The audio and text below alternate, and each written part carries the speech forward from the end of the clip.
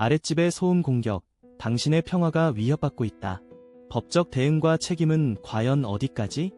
아랫집의 소음 공격, 당신의 평화가 위협받고 있다. 아랫집의 소음 일상에 미치는 영향. 아랫집에서 발생하는 소음은 단순한 불편을 넘어 우리의 일상에 심각한 영향을 미칩니다.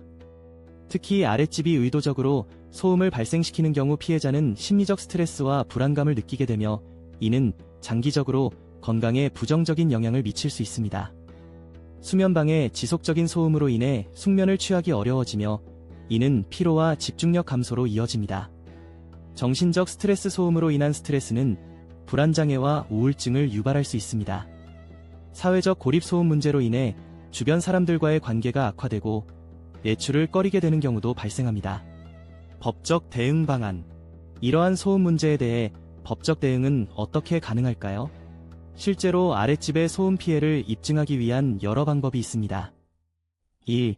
소음 측정. 소음의 크기와 시간을 기록하고 관련 법규를 근거로 피해를 주장할 수 있습니다. 2. 증거 수집. 피해를 입증할 수 있는 사진, 동영상, 소리 기록 등의 증거를 모아두는 것이 중요합니다. 3. 법적 상담. 변호사와 상담하여 소음 피해에 대한 법적 권리를 확인하고 필요한 경우 소송을 제기할 수 있습니다. 그러나 이 모든 과정이 녹록지 않다는 점을 유념해야 합니다. 많은 경우 법적 절차는 복잡하고 시간이 많이 소요됩니다. 사회적 문제로서의 소음 공격. 소음 문제가 개인적인 고민에 그치지 않고 사회 전반에 퍼져 있다는 사실에 주목해야 합니다. 최근 들어 소음을 통한 불쾌한 말이나 심리적 괴롭힘이 심각해지고 있습니다. 이 문제는 단순한 개인의 고통을 넘어 우리의 사회가 어떻게 변화하고 있는지를 보여주고 있습니다. 사회의 다양한 구성원들이 가해자가 될 수 있으며 이 같은 문제는 많은 경우 주변 사람들이 전혀 인지하지 못하고 있습니다. 위협받고 있는 것은 피해자만이 아니라 이러한 상황을 방조하는 사회 전체입니다.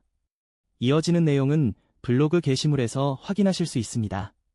게시물 링크는 더보기란 또는 고정 댓글을 참고해주세요. 영상이 도움이 되셨다면 좋아요와 구독 부탁드립니다. 감사합니다.